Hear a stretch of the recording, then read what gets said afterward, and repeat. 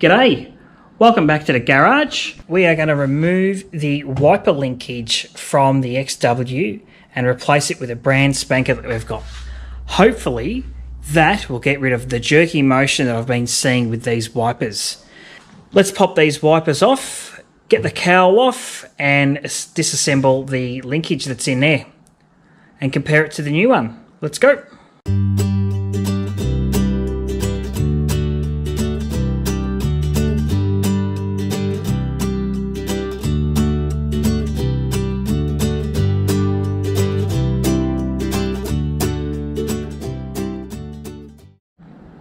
Alright, that's a 2-second job to get that scuttle paddle off. You can see here that this car's been painted, it's probably been painted about 10 years ago. And when they've done it, they haven't bothered removing or taping up anything because this is all kind of overspray onto the mechanism down here. So there's your wiper motor there.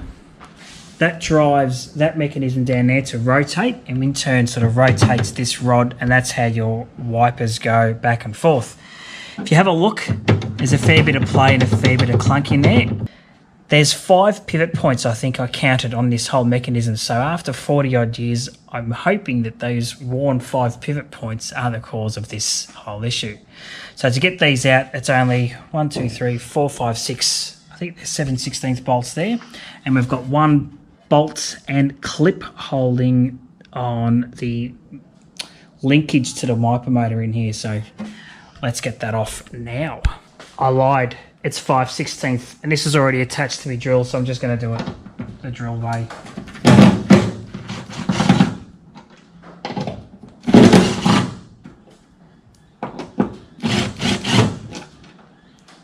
Oh, that looks nasty. Look at that O-ring gasket thing. Ugh.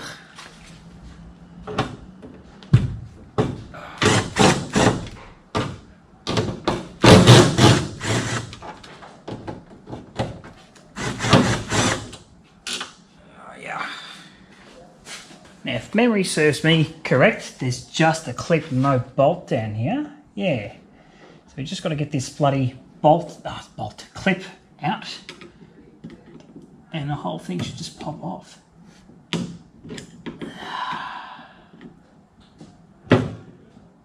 I'll show you what it looks like. There we are. So it kind of has to go up and over these clips. Let's not lose that. There we are. The whole deal.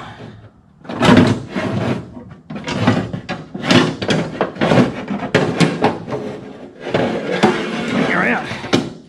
And there she is. What a dirty old bloody thing that looks like.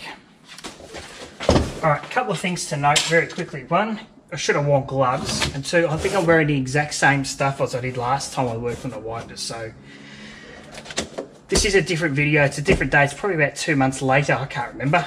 So this is about $200 from Rare Spares. The guy looked after me, he was pretty good. The main difference is that in all the mounting points, if you like, there's solid brass bushings, rather than these bushings that have some material or rubber in there. So let's count 1, 2, 3, 4, 5. You were right, 5 pivot points. They're brand new clips on those arms in there. So, and it just feels a little bit tighter, a bit less jangly and wobbly. Let's whack it in. It's only 6 bolts. Pop the clip in and then give it a test. What have we got to lose? $200.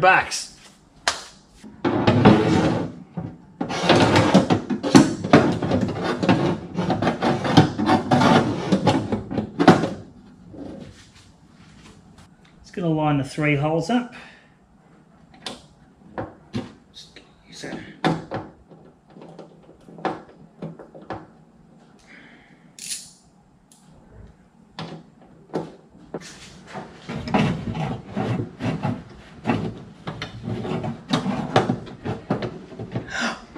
Oh, so close.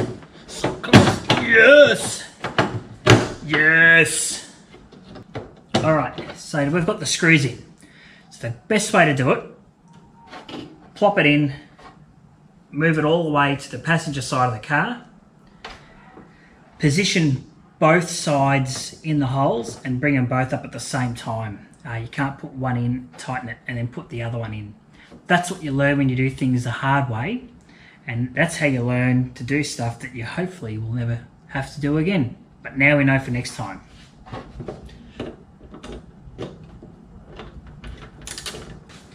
This is by far the most fiddly part of the job, getting the clip back on the wiper motor. So it's like rather snug. Now,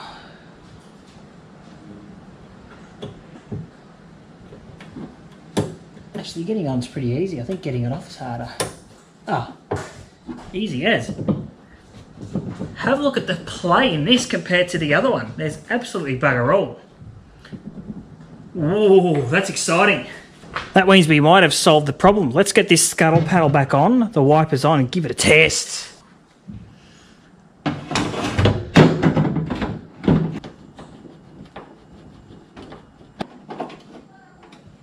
So before we put the wipers back on, I just want to run the whole thing to make sure it's all connected and nothing falls off. Really should have done this before I screwed it all back together.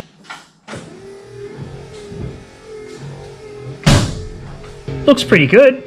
The guy also said make sure your wiper motor is in good condition before you do this, because these bearings and seals and whatnot in this assembly are much tighter than what was there, and it's going to put strain on your wiper motor. So if your wiper motor's on its way out, maybe test it out before you do this so you don't burn the thing out. But I'm really happy with that. Looks really good. All right, let's turn the wipers off, pop the blades back on and get some water and test this bad boy out. Remember, don't turn it off at the ignition, turn it off at the wipers. You want to make sure they're in the off position. By making sure they're in the off position means that if you put the wiper on there, it doesn't end up going down there or way over there when you attach your wipers. You've already seen me do this in one video. Should be pretty straightforward here. Happy with that. Down there. Alright, that was pretty good. Let's grab some H2O. Alright, here's the moment of truth. Let's give this a crack.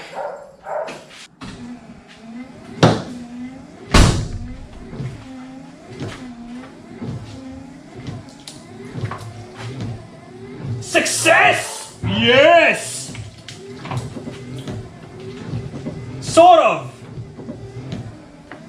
There's still chatter, but it's nowhere near as bad as it was. And listen in here, there's bugger all noise compared to what it was last time as well. Let's try it with the car on because they actually run a bit faster.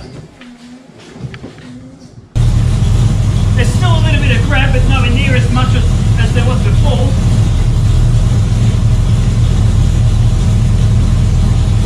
That's much more quiet.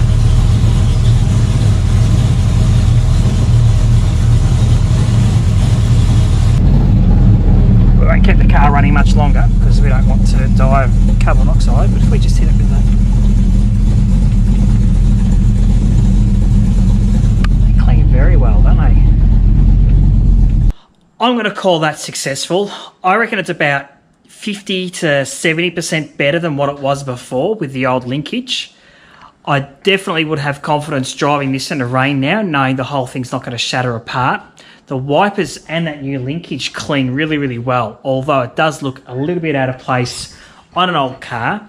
But at the end of the day, like I said in the last video, which I'll link in the description down below, YouTube tip, I want to drive this car, and although yes, you tend to drive your classic cars more in summer than in winter, I don't want a bit of rain or the chance of showers to stop me from going out driving the car.